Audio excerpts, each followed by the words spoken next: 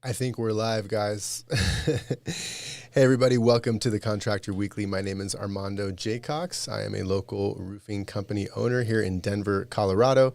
And I'm also the owner of a small boutique-style video marketing agency. I have a select group of clients that I really enjoy working with. I actually love working with my clients. Very passionate about video, about storytelling, visual storytelling. So that is me. And today's episode I'm really excited, guys. I've been working up to this for like 6 months. I've been working up to this for like 6 months because I've gotten to know our guest. His name is Justin Casequin over this whole year, really. I wanted him to come on the show during the summer. He wasn't quite ready, He I don't know. We'll ask him why he didn't come on the show during the summer. But we also, we got to know each other since then, and it's been just an amazing experience, and I really enjoy him quite a bit. He's been through so much. It's crazy everything he's been through. He's made a documentary. He started a company from scratch, and then it went under, and then he kind of came back from that, and then he's consulting and selling massive commercial roofing jobs, and still producing video and documentaries and stuff as well. So yeah, I'm super excited to talk to Justin. With that being said, let's cut to the intro and give us a quick minute to kind of get set up with our next segment. I want to mention our sponsors as well, and we'll be right back with Justin Casequin.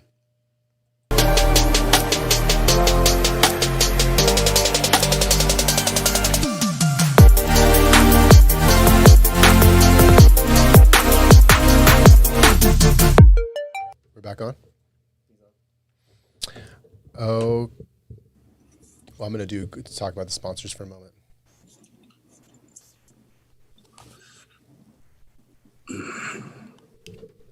I'm live. Okay, I'm live. Okay, guys, so hey, this is live. So no filters, no editing, no anything, whatever gets said, gets said. So, I could always go back and delete if I really want to, but do I really want to? No. So yeah, this is kind of the way it goes here. And, I do, before we kind of get started with Justin, I do want to mention a few words about our sponsors. We do have, several of them. And the first one that I'm really, grateful that kind of helped me get this show off the ground really is Jack Hanks with Velocity Public Adjusting. Jack was an early supporter. As soon as I reached out to him and told him about the show, he was all about it, and he supported me. So if you're looking for a public adjuster who does large loss claims, you might be struggling a bit with that. Please reach out to Velocity Public Adjusting, and that's Jack Hanks. But he's got a team though and stuff, and I love his motto: "Experience matters." Also. And then what else do we have? We have Get the Referral. So if you ever wanted to have an app for your business, Get the Referral creates a branded app that allows you to lets your customer download the app, and they can actually load customers in their referrals in the app for you, and it all gets tracked that way through the app. So it's pretty awesome. Plus it's branded for your company. So you can go around saying, "Hey, our company has an app, download it." So they're a sponsor as well, and I've been really bad about keeping up with all the information they need to kind of get it going. So if you're watching, Jamie, CEO of Get the Referral, I need to get you the info. Cameron also, a great group of people over there at Get the Referral. So reach out for them if you're thinking about getting an app. The money they will save you is incredible, really, because I looked into getting an app early on in my company, and it was just going to cost. It was just way too much. So when they came out, I was all about it. So the next sponsor is the Roofing Academy. That is my friend and colleague, Randy Brothers. He has this consulting company that helps residential roofing contractors, all kinds of contractors, really, roofing contractors specifically, kind of systematize their business and do it in a way so, he always talks about, hey, I didn't quit my 14-hour job, or he says people quit their 14-hour job to work 80 hours so they could have no boss. So he helps you systematize your business so that you don't have to work those 80 hours a week. So that is the Roofing Academy. And then we also have Roofers Helping Roofers. President is Jonathan Sherwood. Roofing Helping Roofers is a really cool service. Jonathan goes around the country helping roofers out. he doesn't take every job that comes across his plate because he just doesn't have the probably could have the bandwidth if he wanted to, but I think he just likes to take certain jobs, but he helps everybody out, whatever way he can, he's there helping out, which is really awesome. So he's got a whole brand for that, Roofers Helping Roofers. And he just got into consulting too. I mean, not just got into consulting, but he's like consulting with like social media marketing. He's consulting, he's great at that. He's consulting with like, processes and stuff like that. I don't really know. Reach out to him and get him out. But I know he's kind of got really a lot of cool stuff going on. And then of course the Commercial Roofing Academy, the Reeds, my favorite group of people, my favorite power couple around. And they actually have a seminar, I call it retreat really, next week actually. So there's still a chance to get tickets to that. I don't think they're sold out quite yet, but they're definitely heading there.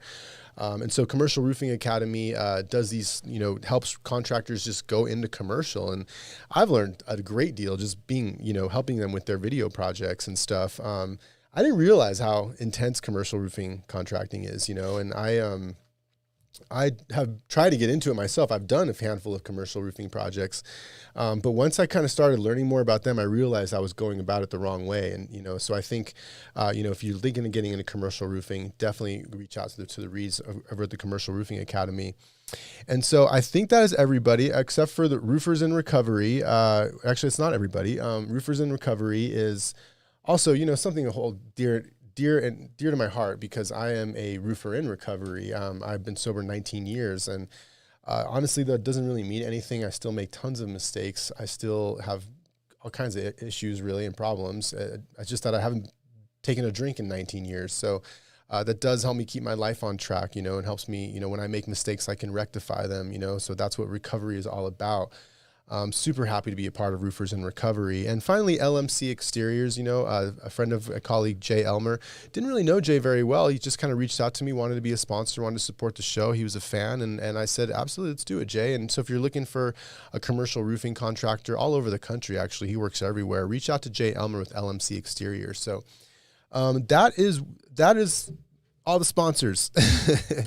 So I don't know. I'm just really happy to have sponsors, but I'm super excited. I can hardly contain myself here to talk to Justin. Let's see if I can contain myself a bit because he is, I want to slow down a bit to get Justin. Let's see if he's even here.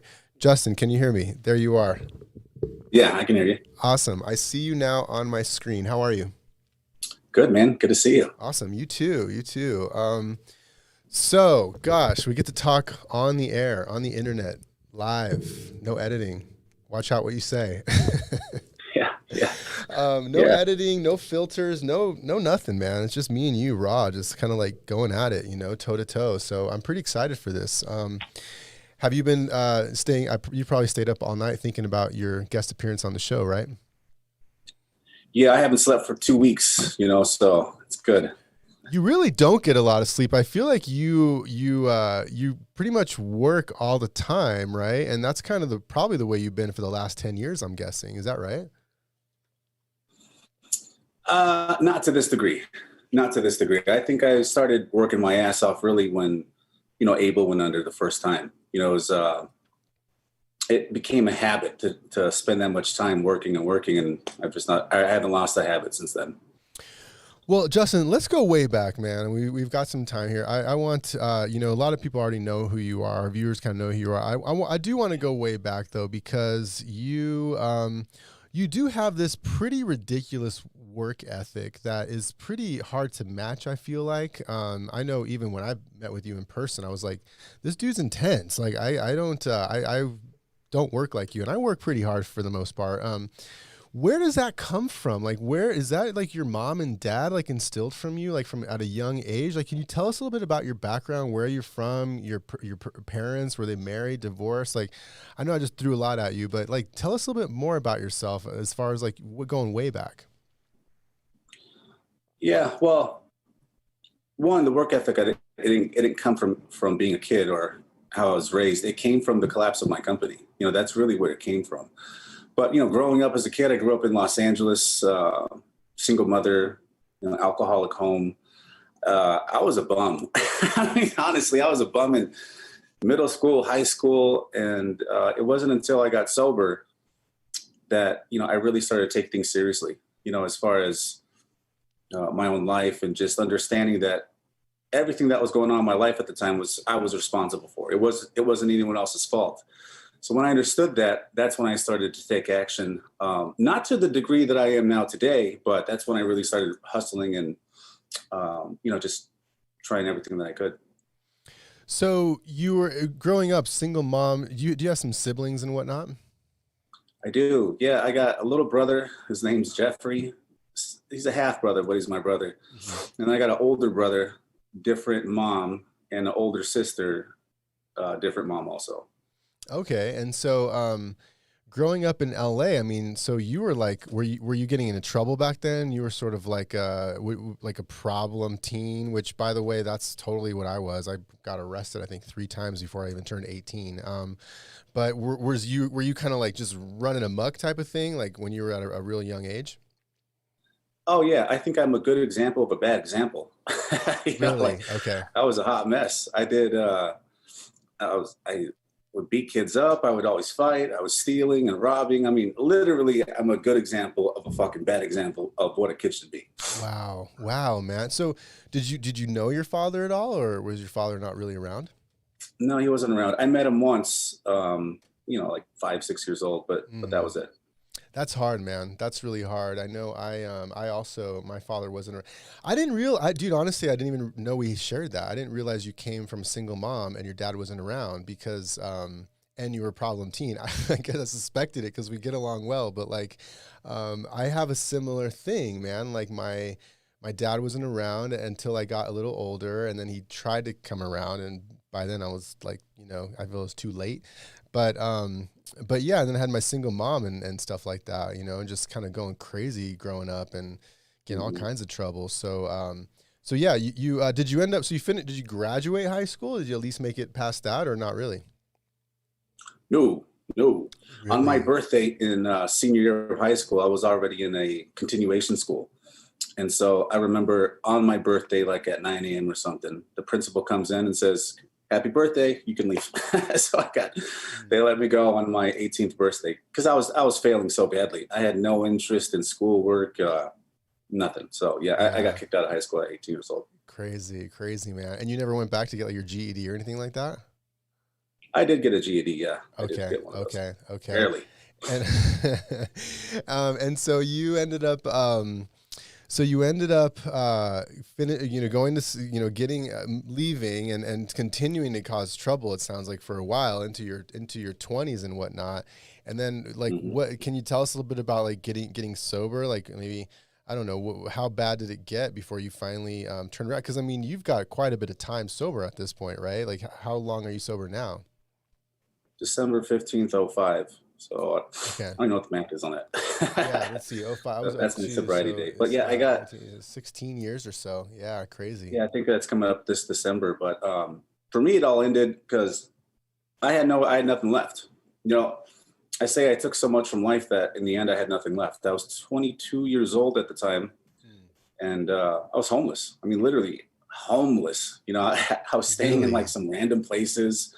I would break into these like storage units, to get to sleep at night sometimes. And I remember most of my problems were because of other people, right? I'm pointing the finger saying, it's her fault, my mom's fault. Well, they're not in my life at the time. Yeah. And so I remember thinking, how the fuck is it their problem, or how is it their fault, but they're not around? Yeah. And I just remember thinking I was in so much pain at the time mentally, it's like, mentally, it was excruciating on a daily basis. And I remember making a commitment to myself. I'll do whatever it takes to never feel like this again in my life. Whatever it takes. So I made that wholehearted, uncompromising commitment, and it's still in full force today. Whatever I need to do to maintain sobriety or help people out, I still have that commitment. And I think that's what's carried me through the past 15, 16 years. So, I mean, yeah, that ability to kind of have to take responsibility. I know I also have struggled with that especially before I got sober. Well, even when I was sober, I still was blaming my mom. I was 30 years old, blaming my mom for my problems, Yeah. And, and I still kind of have that habit of like, trying to blame others. And I need to really take full responsibility for, for my actions and for what I do.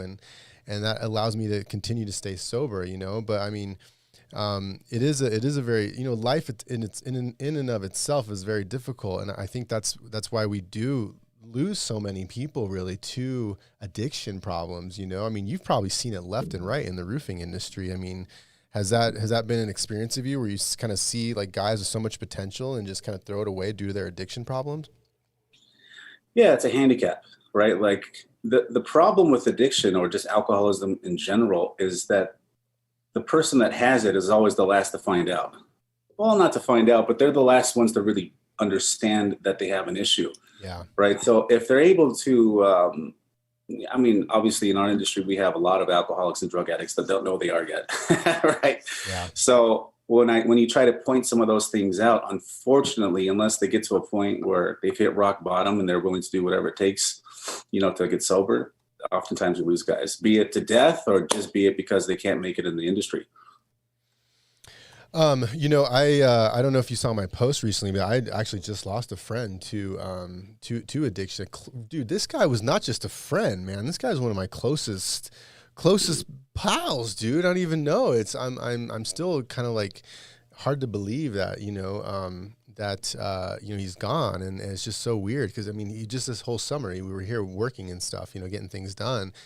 And so, it just kind of makes me realize how important like sobriety really is, and how powerful it really is. And so, I mean, I'm part of Roofers in Recovery, and they're a sponsor of the group of this show as well. And so, I don't know, I like to just take a little acknowledgement there for Roofers in Recovery. I think they are doing a good job and like getting people, getting the message out there. And, if there are people listening who start struggling with addiction and whatnot, just reach out, you've got to get help, you really, and you can. I mean, God, I remember the last conversation that I had with my buddy, man. He was just kind of like saying he just couldn't get help. He wasn't going to get help, and he wasn't in the cards for him, and it's just so sad. It's heartbreaking, So yeah, I don't know. I'm really happy that you kind of made it through all that. And but it's an ongoing thing, right? You still kind of like, you still practice a program and all that stuff, right? Yeah. Oh yeah. Yeah. I mean, the biggest thing in my life, without going into details, inventory and stuff like that, but I have the pleasure of, people will call me in the industry or outside of the industry. And anytime the phone call or anytime anyone calls and they ask for help, I mean, obviously we always say yes. So I've been fortunate to be able to help people out through the years. Well, yeah. I mean, even when we met, I mean, I feel like you kind of have that helpful, I mean, you have a very helpful way about you. You always, we've kind of talked about that too, is I feel like you have kind of like come to the conclusion that that's kind of what your life is about, right? Just being as helpful as you possibly can without this like need for approval or for someone to reciprocate that helpfulness, right? And that's even been one of the sources of your success in as you move through life. Like, can you expand on that a bit?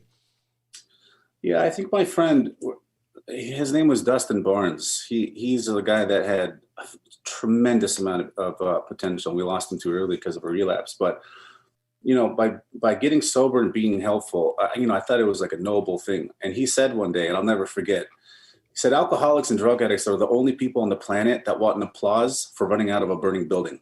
Mm-hmm. Right. So it's being helpful and giving and getting sober and all that stuff. It's our function. This is what we are required to do. And I'm convinced of it. So I think everyone's function in life is to give, right? Like in whatever talents that they have, those are the tools that they were given at birth to help them fulfill whatever purpose they are, so I just know with myself, like anyone can test this theory, right? Giving and taking. If you want to see how taking from life is, or just thinking about yourself is not good, in contrast to giving, just sit in the room and think about yourself for an hour. You know what I mean? You'll just fucking tear yourself apart and you feel like crap, but yeah, then try to just give to someone, make a phone call and be like, hey, how can I help out? You know what I mean? So yeah. One of the ways I do this is with guys around in the industry. I mean, it's fucking awesome. There's people that are starting new companies or that are struggling. I'll message them on Facebook. They'll have no idea what the fuck I am. And I'll send them like stuff. I'll make marketing things.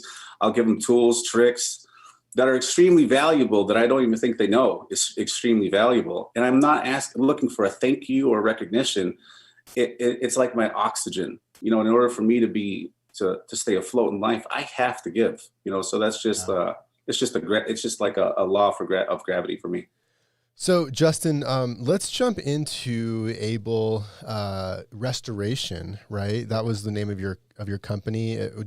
Was that something that you started from scratch? Or let's tell us the transition for, I mean, I don't know what you did before roofing, but can you kind of tell us a little bit about what you did before roofing and sort of your transition into roofing? Yeah, I actually worked at a detox center in Minneapolis. I did that in like some treatment centers, and I did that for a couple of years. And then my buddy, his name was Steve Kaganowski. He offered me a job as a door-to-door roofing salesman. I just thought that was the lamest thing I had ever heard, especially when it was the door-to-door stuff, So definitely. I remember 6 months later, I was having dinner with him, and he had a new watch, a new truck, and he had this big shit-grin smile on his face.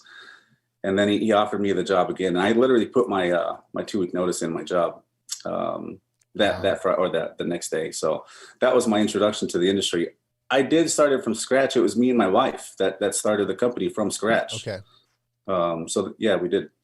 So you knocked on doors for what, like a year or something like that, or less than a year, and then you kind of learned the ins and outs of the business, and you realize like, hey, this is something I can do on my own. I should just kind of like go out on my own. Is that kind of the thinking that happened there? No. So I started in 2008, and then I didn't open my own company until 2015 or 16. Okay. Oh, wow. So you were out there knocking on doors and running teams for a long time before you started your own company. Yeah. For me, I never felt comfortable until I made the decision to do it. I didn't feel comfortable in my abilities to start my own company. I knew there was so much I didn't know in the industry, and you can only know so much. Knowledge versus experience only takes you so far. But for me, I knew I had to learn I had to master door-to-door sales, recruiting. I had to master just management.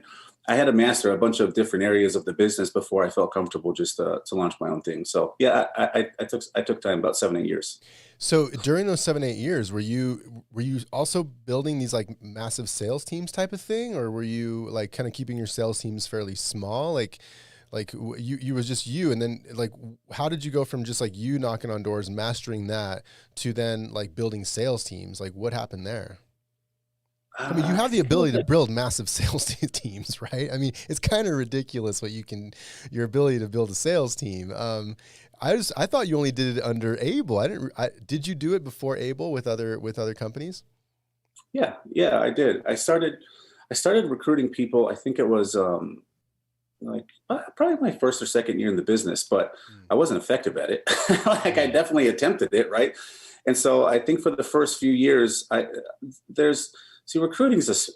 recruiting is a special thing. Like anyone can do it. There's just laws to it. It's similar to like baking a cake, right? You just need the right ingredients and the recipe. Well, I didn't know what the ingredients or the recipe was, so it didn't go very well for the first few years. But as I started to do it, I started to understand the mechanics behind it and the laws that kind of governed recruiting.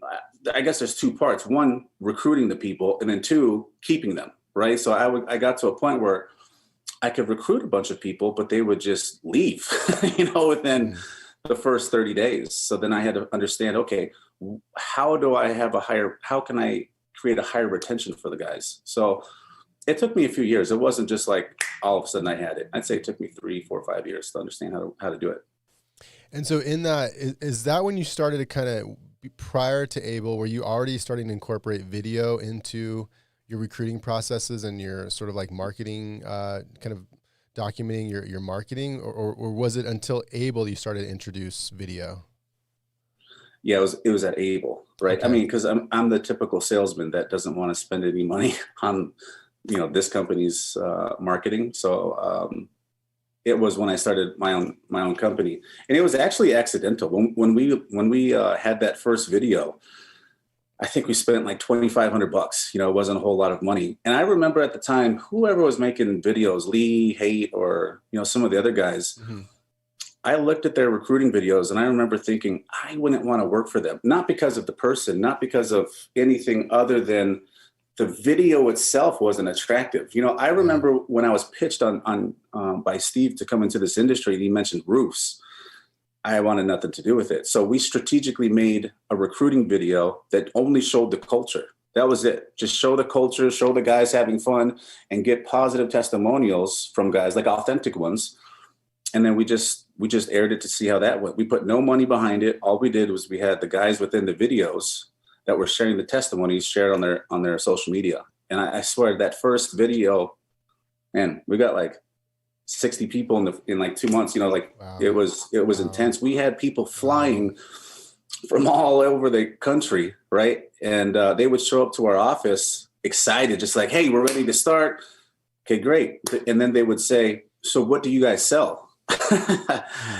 Once I realized that was like the trick to recruiting. You have to, if you want to recruit via social media, you don't show roofs, you show the culture, right? So you got to triple down on the culture. So yeah, I mean, I remember like I forgot who I was talking to, but they're like, yeah, check out these recruiting videos, and they kind of pointed me to Able Restoration. This is, I don't know, earlier this year, I think, because I got into video and stuff, and someone was asking about recruiting videos, and they showed yours as an example, and I was like going through, I was like, what? That's kind of when I first like came across your stuff, man. And then I was like, these are pretty cool. Like these are like old though, like. When does this happen? And I realized you're one of the first ones to be doing those like culture recruiting piece videos where, it is all culture, and these like kind of like very documentary style people, like, talking about their very real life experience of moving and knocking doors and being a part of something bigger than themselves. You didn't really feel like they were working in a roofing company. It felt like they were like, I don't know. I want to say almost like on a religious thing, like a religious mission, dude. That's kind of the feel that I kind of got, which was really cool. So yeah. So you kind of started. Okay, so then you started. You and your wife Tiffany, kind of like, what was the process there? You guys were like, okay, let's save some money. We're gonna go out on our own. We need to get our marketing, our branding together, and all that, or was it just sort of like run and gun style? For us, we were tired of working for someone else, and just having to deal with the stuff. The tolerance was gone. So I remember we were sitting on our couch in Idaho, and we just looked at each other and was like, why don't we just start our own thing? And I've said it before, but there was nothing really behind those words. But this time it was different. Like we both looked at each other, like, why not? Like, fuck it. Why not? Let's just do it. And we didn't have any money. I mean, literally, we had no money, and that didn't stop us. What we did have was we had a vision, and we had something that I think is required to start a business, and that is a lot of enthusiasm, right? You got to have a lot of enthusiasm if you want to try to build a company. So looking back on it, that's all we needed, and then from there, we went to go work with Anthony Del Medico. So, it was useful. I think what I learned from Anthony, Anthony was a good example of a bad example, to me personally, because the way that particular set was run that he had, in no disrespect to Anthony, but I looked at it as like, I don't ever want to do this. I don't ever want to do that. So I think he helped reveal to me what not to do more so than what to do, and again, no jabs at Anthony. I just saw him at the airport recently. So you started running sets when you started Able then, right? And I don't see, I'm a storm catcher. So I'm really not familiar with the whole storm, like kind of chasing aspect of things. I mean, obviously I've heard about it quite a bit, but you're like, the ins and outs of like storm chasing and doing sets and going and partnering up with a company under their brand and like running sales teams. Like you like are sort of a subject matter in that. Does that sound right? Yeah. I mean, I don't know, subject matter, but I have experience doing it. I have a few years experience, so I understand how it works. I understand what's a good deal and a bad deal. So yeah, I do understand it. And I didn't realize Anthony was one of the first sets that you did. And so yeah, because there's that's interesting. That's a whole story in and of itself. I try to get Anthony on the show too. He's not, I don't know if he just gets busy or something. But anyways, you did that, and There is more to that story as far as we don't have to go into it, but I have heard some things that how that didn't work out, and I think I would like to know more about that at some point. But let's see if we can get Anthony on the phone and on the line one of these days. But so let's kind of move on. Did you continue to run sets with other companies? That was sort of like your business model, and you did that for a while. Is that right? Couple of years till the company crashed and burned. Like with Anthony, just with anybody, I think in the industry, and we'll talk about it later with the documentary. But I think one of the things that lacks in this industry is just authenticity. Meaning, listen, if shit didn't work out, right? If you ran something somewhere and it didn't work and it collapsed, Mm-hmm. I think there's too much ego and too little heart in this industry. And guys don't share that stuff. They'll look back on it and be like, oh, that was amazing. No, the fuck it wasn't. You know what I mean? Like, no, it wasn't. Yeah. So that's one of the reasons why, I'll talk about it now, but that's one of the reasons why I wanted to make that documentary, to show an authentic side of, let's talk about the documentary, Confessions of a Contractor. I mean, I watched the whole thing I through, and then I started to see bits and pieces of it as I kind of went back to when you sort of said certain things. I'd go back and watch it. And so like, that was a pretty, I don't know, man. I feel like there's just so much there with your experience in Able and like kind of starting it, and then like it went, and then it went under type of thing. And I mean, I could only imagine all the, because I've had struggles with my company as well. I mean, that. And so, like, but kind of like, falling behind with a supplier and falling behind with like homeowners, and like dealing with all of the punch list items that maybe weren't getting done. And like, the overwhelming, stress of having to deal with like, hundreds and hundreds of people that were sort of like relying on you. I mean, that can really, that ended up like really hurting you, right? Like physically, like you kind of went through a physical, like, what can you tell? Like you lost testosterone or something like that. Is that right? Yeah. I mean, I don't know if it was a direct result of, but, I mean, listen, for anyone that's building a company and you put everything into it, right? Everything. And you have, I mean, hundreds of people depending on you, not just salesmen, right? Like you have staff, and then you have your subs, and you have the lumber yards. It weighs on you heavily. I mean, tremendously. So when it collapsed and the doors were shut and there was nothing that I could do, for the most part, most of the guys understood what was going on because I communicated the struggles to them, right? So they didn't, I didn't get roasted too hard by the guys, by any means. But at the end of the day, when it's just you and your own thoughts, I mean, man, it can get brutal. You just attack yourself on a daily basis. So I know that going through that type of thing where you're spending hours a day just punishing yourself mentally, for the errors and the flaws in the business, it takes its toll. It definitely takes its toll. Yeah, definitely. And it took the toll on you physically, because that's kind of how you like met Dr. Brecka, right? And you're actually working with him now. So like, they were, I think in the documentary, they were talking, I remember them talking about like you, like needing to take a nap every day at like 3:00 or something like that. And then Dr. Brecka was like, you're like a 30-year-old man. Why do you have to take a nap every day at 3:00? Can you tell us a little bit more of that story? You sort of like discovering, wow, I've got a big problem here, and like what you went through with that?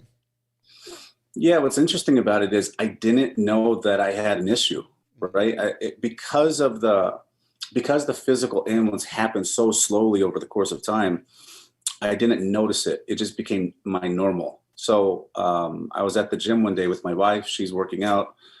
She's like a bodybuilder, and I was playing basketball with Gary, I think he was in his early 50s at the time.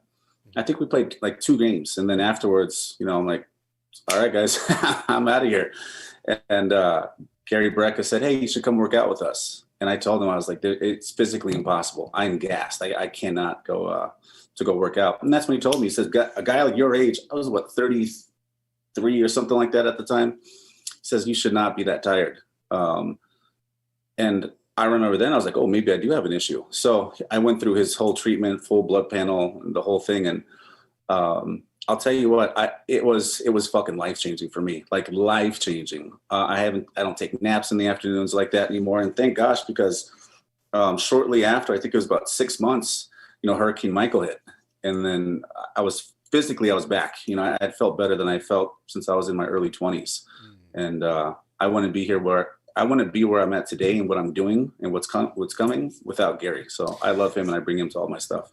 I definitely want to get to all the cool shit that you have going on right now. It's pretty amazing, really. But like, I want you to get through this story, man, because I'm personally genuinely intrigued by all this stuff. Because you started introducing video into your company really well before anybody was really doing video, and a lot of people even now, video's huge, but they still like lack the vision.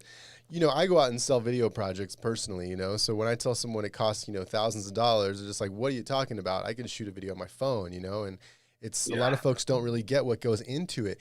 You definitely get it, right? I mean, like, how did it go from like because I saw those early videos and they weren't great, dude. Like the lighting was really bad.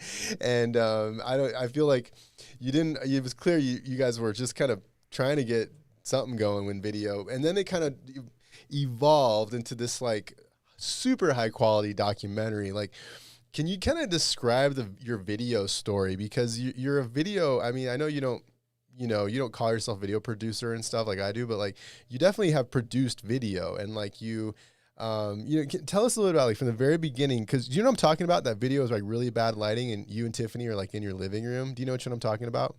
Yeah. It's like I know what you're talking about. Founders video or something like that. I think so. Yeah. So from that to the Confessions of a Contractor is a dramatic difference. Can you walk us through how you kind of that journey? Yeah, I mean, video is one of those things that most companies think you don't need, right? And you don't need it per se, right? You can generate business without it. But then it occurred to me one day that video can be looked at as a salesman, right? So the video is not going to necessarily close the door for you, but video is going to act as a lead setter, if you will. And also, I mean, just look at it's funny with guys in our industry. Guys spend like very little to no money on marketing, right? They say they don't need it, but if you look at successful corporations around America, non-roofing related, they spend like 5 to 10% of their annual revenue on marketing. Yeah, they don't spend that much money because they just want to throw it away. They spend it because perception is big. Perception is huge. Just look at the election, and stuff like that. Trump and Biden. Video is able to manipulate the way people are viewed. You know what I mean? Like, yeah. So I started doing some research on video itself and the pros and cons of it, and it just made a tremendous amount of sense to try to triple down on it. And did you kind of like reach out to like freelancers, like random freelancers on Craigslist type of thing, like starting out, or did you just sort of ask, do you know anybody who does video, or just start using Google, or did you hire somebody internally? Like, how did that process work? I got lucky. So my friend, his name's Jordan. He's like a hip hop artist. He does a lot of stuff with rhyme sayers, like Atmosphere and Brother Ali and all those guys in Minneapolis. Okay. He had just come out with a video. And I mean, the video was amazing, the quality of the video. And so I called him. I said, "Hey, you gotta introduce me to this guy." And so then that's when I met Thomas. Thomas is he does a lot of Atmosphere stuff and like Prof and all those guys. And we hit it off pretty well. So that's how I met Thomas. I just got lucky. And what about those like I don't mean to call your work bad, but those bad videos with the bad lighting and all that stuff. Who is shooting that stuff? What was that dude's name? He's from Idaho. Good guy. Okay. Really good guy. He was new, if you will, to the industry, right? As far as what he was doing. So he was just like us. He was just trying to figure it out. Okay. So you found a guy, and that's that kind of, but then once you found Thomas, who was a skilled sort of professional, passionate about his work, that's when your video kind of took on a new life. Is that right? Yeah. Thomas is a true professional. He's a master of his craft for sure. Yeah. And so you continue, and he helped you with the documentary and develop the story. I mean, God, did you put a lot of work in that documentary personally, like a lot of hours and developing storyboarding and developing, like giving him the pictures that you kind of had in there, and like finding the interviews. And gosh, I feel like you must have put a lot of work and effort and money into that thing for the most part. Am I right, or what? Or tell me more about that. Yeah, I mean, I created the storyboards. I didn't know how to even do that. So, I mean, you'd be surprised what you can learn on Google, right? Yeah. How do I make a storyboard? So I just fucking made a storyboard. Okay. And, it's, I mean, I literally spent probably like 30 hours trying to create a fuck storyboard. It's kind of embarrassing, but I did it. Yeah. So that was the template that we used. And we deviated, from the storyboard, because as, we wrote out the timeline, as we would go and speak with people for the documentary, you start to recall things, and you start to recall people or stories and stuff like that. So we did deviate from it a little bit, and the timeline did change somewhat. But as far as the foundation of the project, yeah, I spent a lot of time on it. And so, how long did it take for it to kind of go from like where you kind of had the idea, hey, let's do this, to the end? Like what kind of time frame were we looking at? Well, it took me a week to make the storyline. And so when we had the idea, I literally started that night. I had the storyline to him in about a week. Because I'm nuts. When it comes to something, I want to get it done. I'll sleep 3 hours a day and then just make sure it gets done. And then that's with pretty him, crazy, dude. That's because that is really fast. Yeah, I mean, we're sober, so you have a lot of extra time. You know what I mean? Like, what the fuck do you do? So then we started filming, I think, probably 4 weeks. It took a little bit to get people's schedules in harmony with our schedule. And then I think it took us, I can't remember, maybe a month. I mean, we got the entire project done in like 2-3 months. Okay. Oh, nice. Okay. That's awesome. Which, by the way, I've got my own documentary coming out here pretty soon. So I'm going to, not as well done as yours, but it's definitely, because I grew up in Vegas. I think I've told you that. And, in my time running and gunning in Vegas, the streets of Vegas, pretty much, there's a lot of like crazy stories and stuff. And, so I was back there with my cinematographer. We went for work, really, to shoot some video there for work. And then we had some time to kill. I was like, let's go shoot in my old neighborhood. And we went to my old neighborhood and started like, shooting video and stuff. And I even went to like the house that I grew up on and like knocked on this door and like I'd, try to get inside of my old house to do like interviews and stuff, or not interviews, but a tour of my old house. And the dude was like, no, not going to happen. But I was able to kind of go outside and kind of tell some stories and stuff. So that's coming down the pipeline here. It's about 30 minutes long, and we're kind of putting on some of the finishing touches, but it's very challenging to create a sort of really a long video, that's like still like impactful and engaging to people. And I think you definitely accomplished it. Well, did you accomplish it? Like once you kind of get to the end and you kind of saw the final result, were you pleased with it, or were you still sort of critical and you feel like you could just do a better job? I don't think I'm ever pleased with anything I do. Right? We're like our own worst critics. So like when I look at it, I'm like, oh fuck, I could have done this differently. I could have changed this. Yeah. So I'm happy with it in the sense that like it's done, right? So we got it done. And to my knowledge, it's the first documentary within, our industry at least. So there might be other ones, but I'm just not aware of it. So I was think proud of of any, the fact that we got it man. done. Even the one that I did is more just about like growing up in Vegas, and I'm thinking about doing some other series of like people who grew up in Vegas and what it was like for them, because there's quite a few famous people that grew up in Vegas. But yeah, no, I've been in this pretty deeply entrenched in this industry, and I can't think of anything similar to Confessions of a Contractor, especially with the way you kind of like where you started it, kind of tells a story of what happened, and then like, kind of sort of crashes, and then you sort of like, emerge at the end with this sort of like new chapter in life that, I think we should jump into because that experience that you had just gave you so many insights that feel like a lot of people don't have really, and that you can share with others. And you kind of like, so you kind of like, I remember a post you did like, I want to say, I don't know, 8 months ago, earlier this year, where you were like, you kind of started Able Studios to help roofers with videos. You started Able Consulting with, or not started, but you had Able Consulting to help roofers with like getting their business, streamlined. And then there was another thing that you had, which I think there were the conferences, like the mini conferences you were doing. That's right. That's what it was.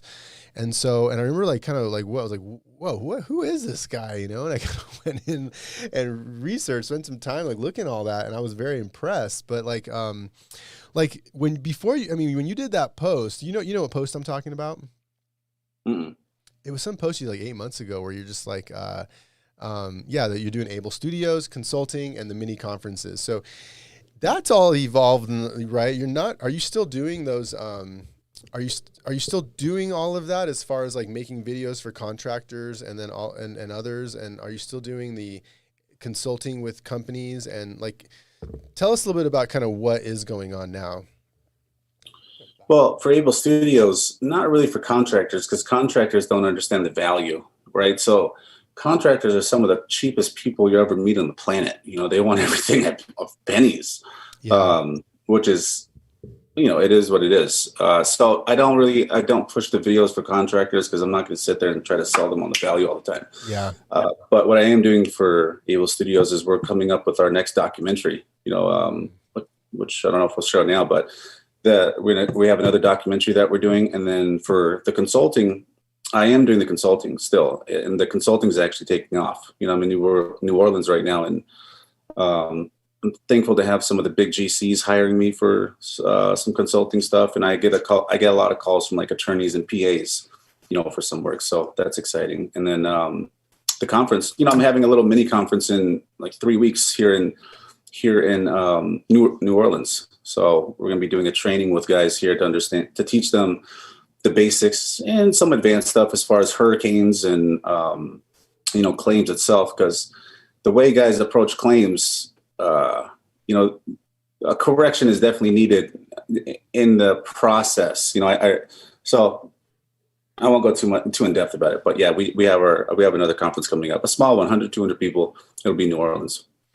So you're still out there selling, so you kind of had Able, that went, that didn't work out. You closed the doors on that. And then you still stayed in the roofing industry and started selling. You continued to sell residential and commercial. Is that right? After Able? Residential. Yeah. You sold residential with like with a sales team, right? Not really like you kind of got out of residential. I think is that right? Well, I had to work myself out of residential. You know what I mean? So because I didn't understand how residential worked. So sorry, the lighting is fucked up. No problem. We'll try to figure it out. Because you're not even at home, right? You're staying in a hotel in New Orleans. Yeah. I'm working. You're working, man. I want to know more about your work life right now because let's back up a bit before we get in your work life now, because you went through some shit, right? You went through some like pretty intense kind of drama. I feel like, I don't really know the full extent of kind of what happened, but like, and we don't have to go into too much detail as far as what happened, but you went to Florida, you started working, you started selling a bunch of roofing jobs with the team, and things didn't work out with that. And I at least want to address a little bit because I don't know how this would happen, but I know there's people in the industry that I work with occasionally, and and I network with, who like don't even really want to talk to you, man. Like, and that's kind of like, I don't know, really weird to me because my experience with you has been like just so great ever since we met, and it continues to be. And so, you kind of went through a bunch of drama, right? Like some pretty intense drama where, you got this sort of like, I don't know, a sort of a negative reputation to a certain extent. Am I getting it right? Yeah. I think a good example of it was when we were running in Florida for Hurricane Irma at first. Should I put this? It didn't work out with the guy that we were running with, right? It just didn't work out. So we had to file a lawsuit for our pay, and it was shortly after there were some guys that were on a group text message, a few buddies of mine, and there was two particular people that they were on a group text message on. And these two guys were betting against me, saying that they heard I had committed check fraud, right? Like I wrote my name on some fucking check and stole the check from a company and put it into my bank account. And so they literally had $20,000 bets against me. And I won't mention the names, but Wow. I said, hey, listen, you have to put me in this group text. Like I have to be in it. So they added me to the group text, and I just said, Wow. hey, ladies, how you doing? Wow. You know, it's Justin. And I told them, hey, I heard you guys have a bet against me. So, I mean, you have to let me join in on the bet. You know, and, you know, guys were extremely mean-spirited. Like, it's one thing to talk shit, right? Yeah. It's another thing to be mean-spirited towards someone. Yeah. And these guys were mean-spirited. And I kind of, you know, I'm kind of a sick individual. I like that type of stuff. Like, it's like fuel for me. So they bet me. Because of your competitive drive type of thing, right? It made you almost like want to keep working even harder or prove people wrong and that kind of thing. Yeah, I don't seek the good stuff from people. Like, oh, you did this, great, whatever. You know, I see. Yeah. So I think it was finally a year or two later, or a year and a half later, the guy that had a lawsuit against me, we threatened him with a frivolous lawsuit, and he dropped the lawsuit. You know, so then I was innocent. You know, and wow. I cleared my name, if you will. You know, with a few of the guys, but still to this day, I can tell some people are. I don't know. It's a little hesitant. Well, the damage has been done, really. I mean, because your reputation did take a hit. I mean, we might as well get it out in the open and like start freaking like overcoming that, because I think the desire that you have to make a positive change in the industry, and I mean, even the way you've made a positive change on my life personally, man, since I've gotten to know you, you know, I really am not just blowing smoke up people's asses. I mean, like you really have helped me to see like that I want to be a better leader. I want to be a better person. I want to, you know, we did this, you encouraged me to do that one exercise where I kind of pretend like I was at my own funeral type of thing, and like what would I want to see of myself. And so, and I did that exercise, man. And like, I'm getting a little choked up here, but like I ended up like, when I saw when I really kind of got down and dirty into like who I would want, like what I would want people to say of me at my funeral, things changed, man. Like my perspective changed at that point. Like I was not, I don't know, man. Like I realized that my values are not what I thought they were prior to that exercise. Do you know what I'm talking about here? Yeah. It's the funeral exercise. Absolutely. It made such a big impact on me. It like changed the trajectory of my life, you know, and it just made sense for me to share it with anyone, you know, anyone that will listen. So, I mean, let's just let people know. Okay. So the funeral exercise, right? Like, are you okay with sharing like what you kind of recommend as far as this funeral exercise and that kind of thing? Like we have time, and maybe nobody will listen, but I feel like it's important because I might be able to chop this up at some point down the road. Are you okay sharing that exercise and what that's all about? Yeah. How's the lighting? Is the lighting super fucked up here? Because I'm in this kind of shitty hotel. It's no, I can see you. You're good. It doesn't even matter because at this point, man, we just want the story, you know. Sure. So yeah, no, tell me about like pretend like you're walking me through that funeral exercise. I mean, there's no way to recreate what happened that moment because when you told me about it, we were like in a restaurant and we were like right, and you're in my face telling me what to do with this thing, and I was just like, what the fuck is happening right now? And so that's kind of how you roll, right? You kind of get really intense sometimes. Yeah. But sometimes it's just I feel it, you know, and I don't hold back. So I mean, you want me to do the exercise itself, or walk us through what that exercise is, right? So like so what you do is you kind of like you sort of pretend like you're getting ready for like in a special event, right? You sort of like imagine yourself getting ready for a special event, showering up, putting on a nice suit, you get in your car, you kind of drive over there, you open the door, you kind of walk, you start seeing all your close family friends at this special event, and you're kind of wondering, oh, what is this? And you start kind of walking towards, you start realizing, oh, I'm at a service here. I'm at a funeral service. Am I getting it right so far? You're kind of messing it up, but it's all right. Okay. So it goes. You start off by one. You want to have a picture in your mind's eye, right? So you want to. It's something you want to take serious. And I knew I had your guys' attention at the time, right? Because I was pretty intense. So you guys are listening.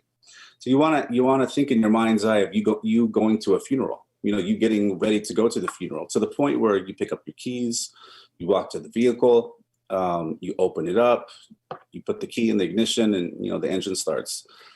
And you drive to the funeral. And when you get to the parking lot, you get out of your vehicle, and as you open up the doors to the funeral home, you can feel the breeze of sorrow come over you. Like someone great has been lost. So as you walk in, you can hear people speak about this person, but you can't make out the name. And as you enter the building, you see there's a long line for the person that's passed, and it's an open casket, right? So you wait your turn in line, and again, it's just nothing but tears and sorrow from the people, and you can hear their stories. And as you wait your turn in line, you walk up to the casket, you see yourself inside the casket. And so what would you want every single person in your life to say about you that's met you if they were able to attend your funeral?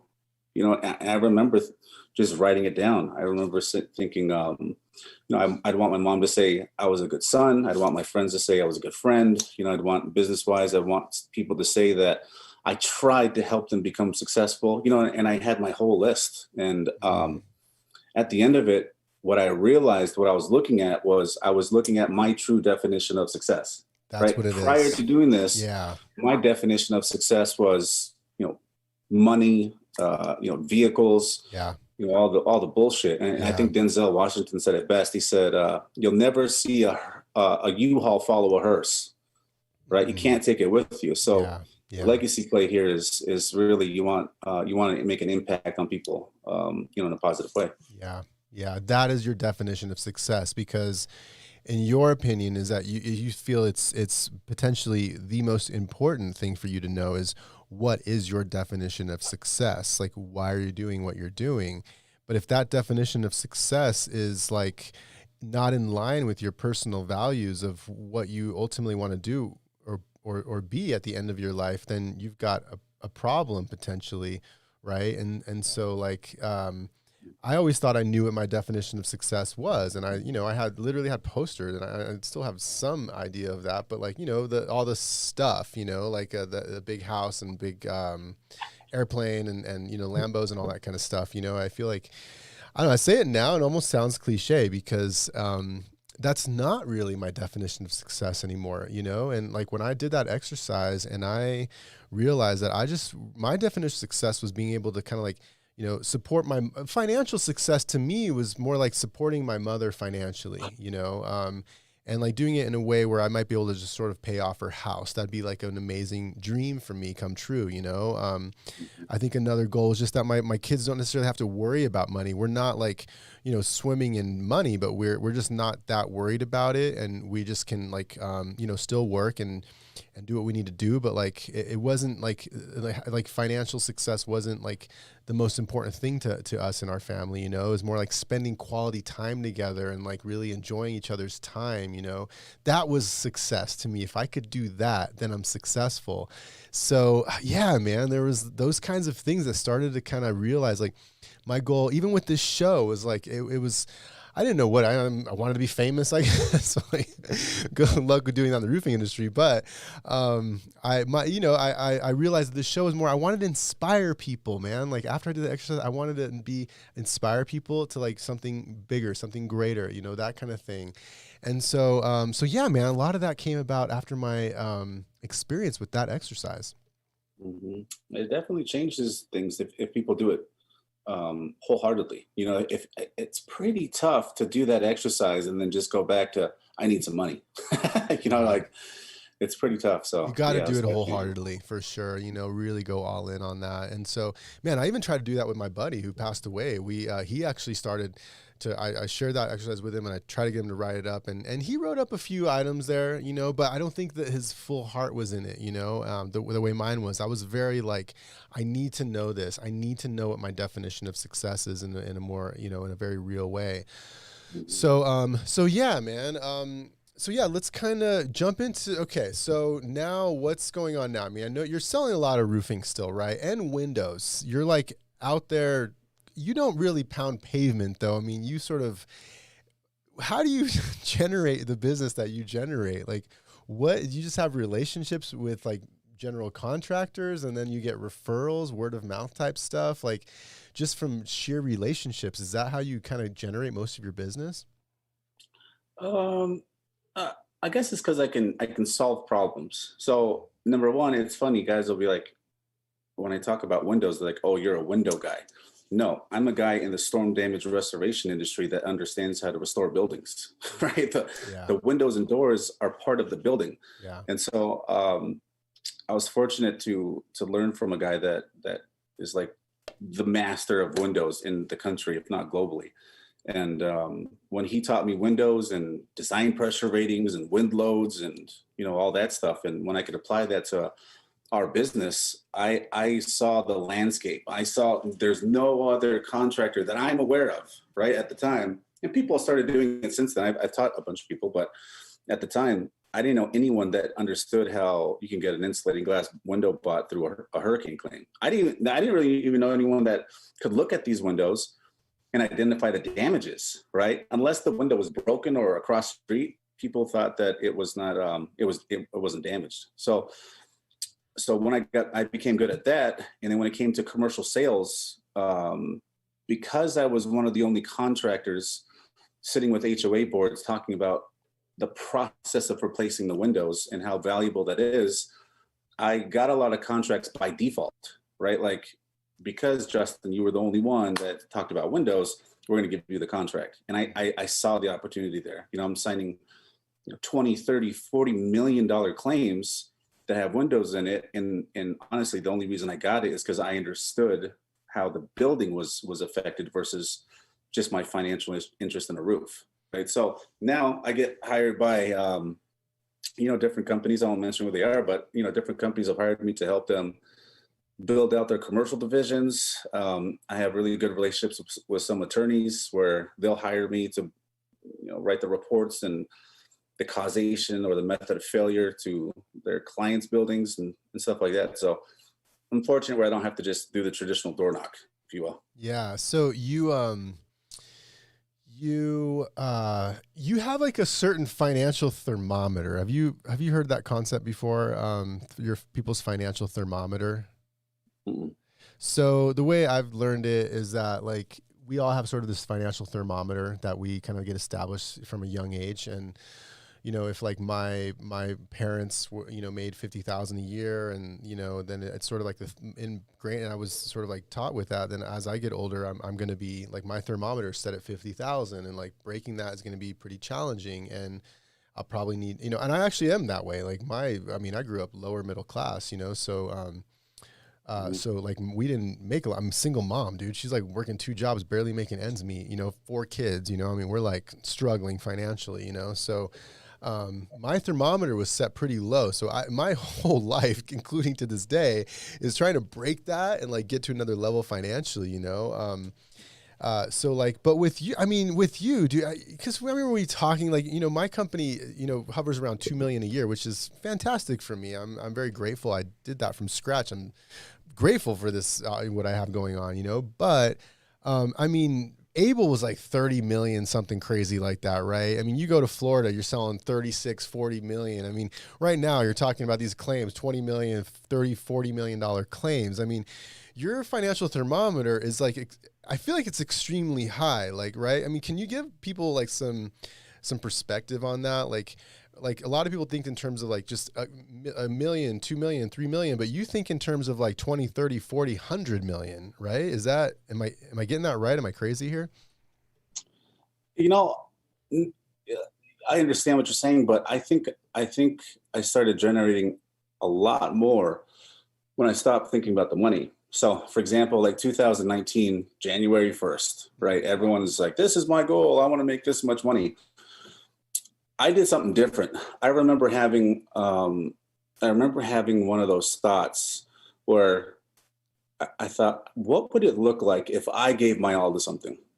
You know what I mean? Like for the next 12 months, what would it look like if I just poured all my time and energy to understanding commercial sales, understanding the business, and how much could I produce? Mm. Because truth be told, I don't. I mean, for at least for me speaking, I don't know if I've ever done anything with 100%. Like maybe there's little Mm. spurts of it, but Yeah. I've never done anything for an entire year where that's what the fuck I was doing and I was doing nothing else. My story has always been, if I get something up and going and it's somewhat stable, I'll cruise, and I'll relax. But 2019, that entire year, I can look back on it and said I did everything in my power, in my like literally that I could that year. And as a result, I sold like 120, 125 million in contracts, and it was all like HOA condominium stuff in Panama City Beach. Wow. Wow. Wow. It was never about the money. It was never Yeah. chasing the dollar amount. It's That's like, I interesting. just wanted to see, what does it look like? What Yeah. does Justin look like as far as revenue goes for 1 year sold? Yeah. Yeah. That's crazy, dude. That's crazy. I'm trying to get my head around that. Like, just like ignoring, like, it's so hard to ignore the money, right? Like, I mean, you're money motivated though, right? I mean, how do you just like ignore the money? It's like, is it like a skill that you sort of develop and then you sort of like start to, make it so it's not so important. And then you kind of focus on this other thing, which is the, like doing 100% of something. And is that like would you say that's sort of a skill that you start to like have to develop within yourself? Or is that something like just a spiritual experience you have to have? I mean, how can people like do that where they kind of put the money aside? Cause it's so important, right? It like allows us to continue to live. You can't just ignore it, right? Yeah, I think it's about the way you look at it. So we all have a perception of money that we're given to as kids, and social and society's given us, right? Be it social media or movies or whatever. And so I became aware of it. I became aware of this greed or whatever. It's like, I have to have money. Mm.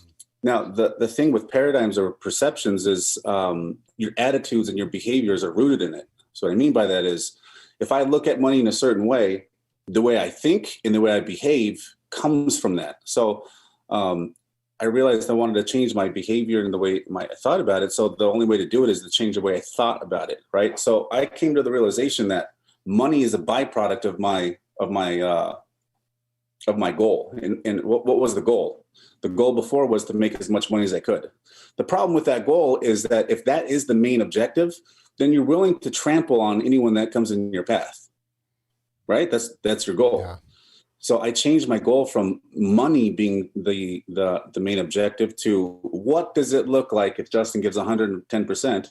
And also, what does it look like if I try to help others become successful at the same time? So it was a twofold type of goal, and then as a result, I started developing some amazing relationships around the country. And, I was able to look back on and say, yes, See, I get 2019. scared that if I made that my goal, then like I won't make any money. Well, It comes again, down money to is the it. byproduct. I mean, think about it. What becomes before the money? Achieving the goal that you want to get, right? Like, I guess for me, Right. like for us, it's like, getting a roofing job done. I mean, just to keep on a simple level, we get a Yeah. roofing job done, video project done, and then we get paid. That's Yeah. So basically it.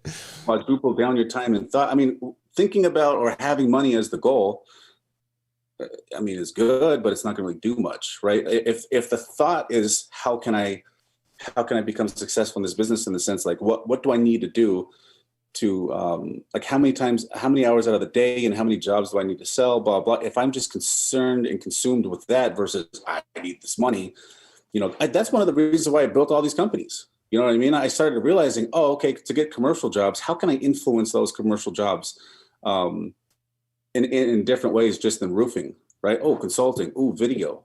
There's just a multitude of things that a person can do to build their influence for their jobs. Because really, what is sales at the end of the day? Mm-hmm. Sales is influence, Yeah. right? So Yeah. I started just building the different companies strategically to build influence with, management companies and commercial owners. And so now you're doing consulting. You're doing this thing. I think you partnered up with Elizabeth Calsadia with some other folks as well, and you guys are putting on this boot camp in Louisiana. Can you tell us a little bit more about that? Like, what are people going to learn at this boot camp? I think a lot, right? So I've Are learned you so personally many going to be little tips. teaching there? Yeah. Okay, hmm nice, nice. That's awesome. Yeah. I'm going to spend a lot of time teaching on this one. As I meet guys around the country, uh, however, I look at their process, and I think the traditional door-to-door storm damage roofing process is you go knock a door, right? You do an inspection, Mhm. you verbally communicate to the client the damages, and you try to persuade them to sign a contract, right? Yeah. So, and then you meet the adjuster, and then you verbally communicate to the adjuster the damages, and you hope that he adds what you wrote and adds what he agreed to into his report to the insurance company. Mhm. And from what I've learned today, as far as my process, like closing presentations, damage reports, all that stuff, if I were to go against 99% of people in this industry, I'll beat them just because their process is good. It's not that I'm a better salesman than everybody else, right? There are people that I know that are way better than me at sales itself, but Yeah. they have zero chance of competing against me because my process is superior to them as far as the actual sale goes, if that Yeah. makes sense. Yeah, it really does. You're not like, no offense, but you're not like, you don't strike me as like, this is an amazing salesman, Mm. there's other people you meet that are very like charismatic, lots of personality. And you're like, I could see this person and why they sell a lot of, whatever product they sell. But for you, it's not really like that. I mean, in general, you're a bit reserved. Even you're a bit, you're very thoughtful. I feel like, and then you can also, but you kind of really know your shit, man. When it comes to like these reports that you make, right? Like these like crazy like, and so when an HOA company sees these reports that you can create, they're like, well, of course, this is obvious. We need to go with this person. I mean, they really know what they're doing. It's not about the certification that this company has, or it's not about the shingles or the material themselves it's putting on. It's more about the the sort of the way that you present and you're saying your process. So you're going to be teaching people that kind of process over in Louisiana in a couple weeks. Then is that right? Yeah, I guarantee you guys, if they follow the process, which is super simple, it's not like Mm-hmm. this isn't mind-blowing things, but Yeah. it's more so about developing the habit and implementing it into I call it the sales cycle. But if they implement it into there, I guarantee people will sign or will sell and sign 33% more jobs. I guarantee it. Okay. So it's just based off the process and just little things that they can add to their arsenal. And are you in Louisiana here for a while, like through the rest of the year? Are you gonna be going back home type thing? Where is home again? Idaho. Okay. Yeah. Um, So I'll be here Monday through Friday for the next, who knows, however long it takes, 3, 6 months or whatever it is. Gotcha. Crazy. Cool. Well, man, I feel like and I could probably keep talking to you for a while because I enjoy talking to you, but we covered a lot of ground, Justin. We covered a lot of ground. I feel like people who watch this show are going to get to know you a lot better, and or who listen to the show are going to get to know you a lot better and know that what you're about. Which is, I feel like when it comes down to it, you're about like being helpful and making a difference with helping people become successful and helping people make a difference in the industry in general. And I know you've got, you're a very young guy, so there's a lot more to come in terms of making a difference in the industry, which is exciting. And I'm very happy to be a part of it, in any little way that I can. So yeah, man, thank you for coming on the show. Thanks for having me, man. I really appreciate it. One of the things you said earlier was, why didn't I do this before with you? Yeah. I wasn't ready. I just knew that I had some more work to do. Just in general, I think a lot of it was because mentally, I still struggled big time with the collapse of the company. That thing Yeah. lingered for 3+ years, and Yeah. I almost got to a point where it was like I felt guilty to let the guilt go. If that makes any sense, it was a paradox. But Yeah. so since then, I have been able to resolve the conflicts mentally, and as a result, it's like, okay, it's fucking go time. And that what's happening now is very similar to what happened when I built Able originally with my wife. Right? Mm. There's this excitement in the air. Like, people can just feel it. They can see it. So I'm excited for the next 6 months to a year for people to kind of see what's happening. And I think Yeah. people, it just happened suddenly. But I've been working on this stuff for a couple of years. You know, the I mean, you're consulting. doing something different. Yeah. I mean, just, when I think about you and your story and stuff, man, like the way you, I didn't realize how bad it was when you were kind of growing up in LA and all that. And then, getting in a lot of trouble, getting through that, and then getting sober on top of that, and overcoming that aspect of it, and then being sober all this time. And, I know it hasn't been a bowl of cherries exactly, but you've been through a lot there too. And you've, then you started your company we actually went through all the trials and tribulations of getting into the damn roofing business and knocking on doors all that time. You cut your teeth knocking on doors. Like me, I knocked doors for 2 years before I ever got referrals.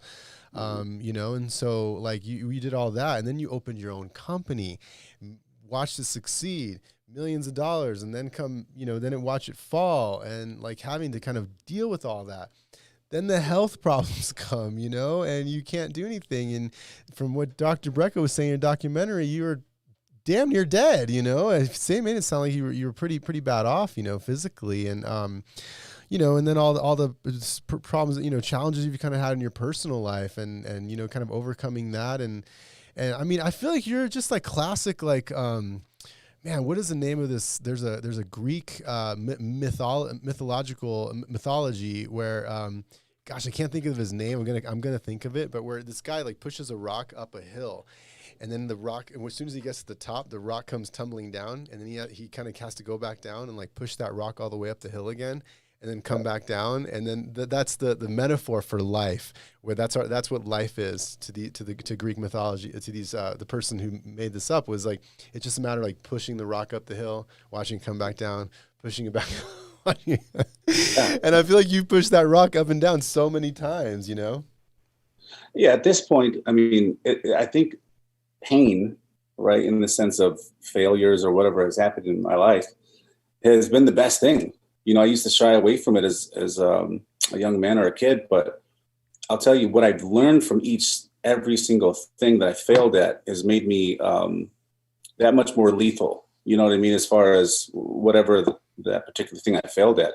And what's also happened as a result is I don't really have a lot of fear of failing. I don't really have a lot of fear of anything in the business. You know what I mean? Like if I meet people or, hey, let's try this, I'm all about it. Because worst case scenario, what's going to happen? I'm not going to have any money. I'm going to, the business is going to fail. Yeah. Well, now I know that that's how I learn anyway. So I'm going to learn some valuable things. Not that I want to go in with the mindset of failing, but I'm okay if it happens. It's happened several times. I don't care.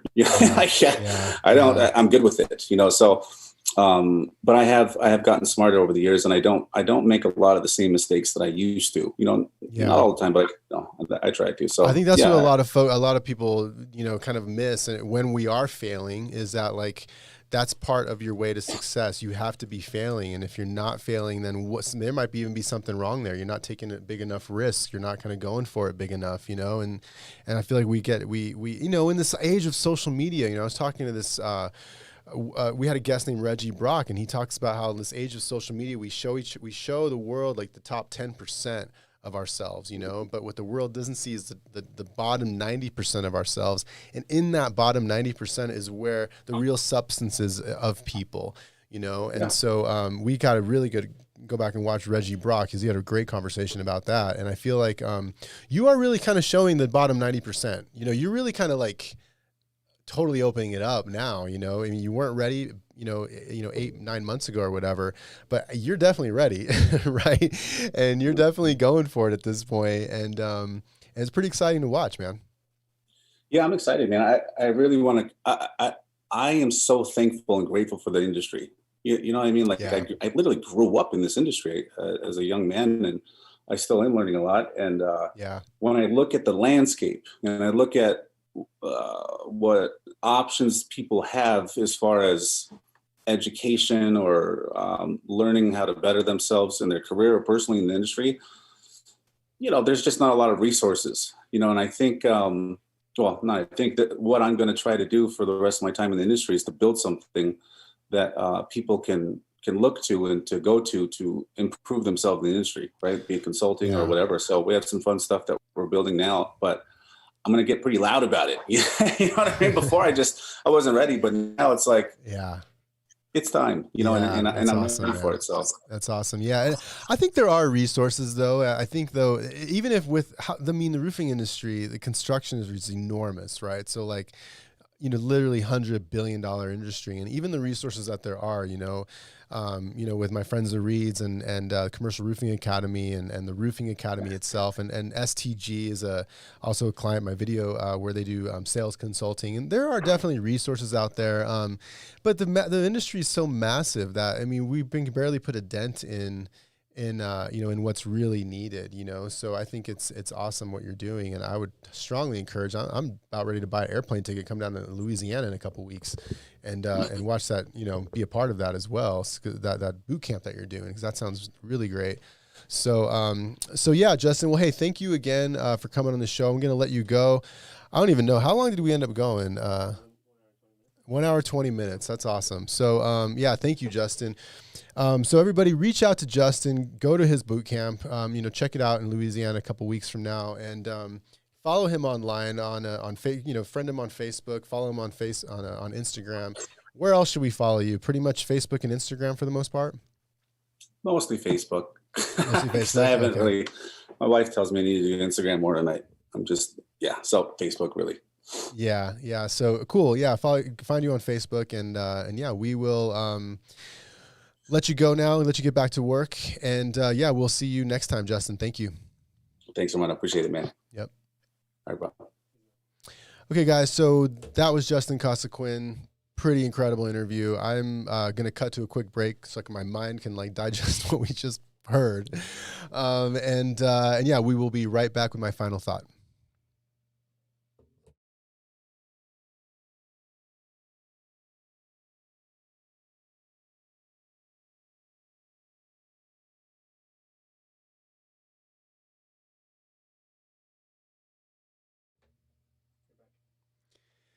So we're back, guys. As you know, I borrow my final thought from the Jerry Springer Show. I'm a big fan, and I used to watch when I was a kid. And so, I do want to encourage you to check out our sponsors. We have Get the Referral, Commercial Roofing Academy, Velocity Public Adjusting. We have Roofers Helping Roofers, Roofers in Recovery. Please, if you're struggling with addiction, there is another way, guys. It's not easy, but it is better, so much better. Reach out to Roofers in Recovery, and also LMC Exteriors, my friend Jay Elmer. Thank you for supporting all of our sponsors. And, with our final thought, I'm just going to end with, that interview is pretty mind-blowing, guys. I can't believe I actually got that on. It's going to go on my YouTube channel. It's going to live there. So, Justin has been through a lot, and I feel like some of the things that he's been through is some pretty massive failures. I mean, with his able restoration kind of going under and going from up to down and then kind of working his way through all of that and coming back. I mean, he truly is a, phoenix rising from the ashes. And, the Greek mythology was Sisyphus. That's what I was thinking about, was Sisyphus. And so, Sisyphus his punishment in life was to roll a rock up a hill and then come back down and keep rolling it up and down the hill. And I feel like that is sort of a metaphor for life occasionally. But one huge difference, I think Justin kind of, extended to us with his ability to do something for the greater purpose than financial gain. And so that's something he's helped me to see as well, that it's not all about the money, and I have put money first in my career, and I need to really, not only in roofing, but man, even prior to roofing, I was also, I've been throughout my sales career and business career, I've put money first. And I think this was a great reminder, is to put other things first, like your full potential and committing to something 100% and following through with it, So that's going to be my final thought for today. And I appreciate all you guys watching. Go to my YouTube channel, subscribe there. You'll see the recording. I've got some more good content coming out as well all through the year. We'll be doing this show all the way through November, possibly December if I get a couple more sponsors. And there's some talk of maybe even the whole year next year. I don't know that I'm ready to do that. But there's some talk of maybe doing it all year next year as well. So we will see if that happens. So thanks again for watching.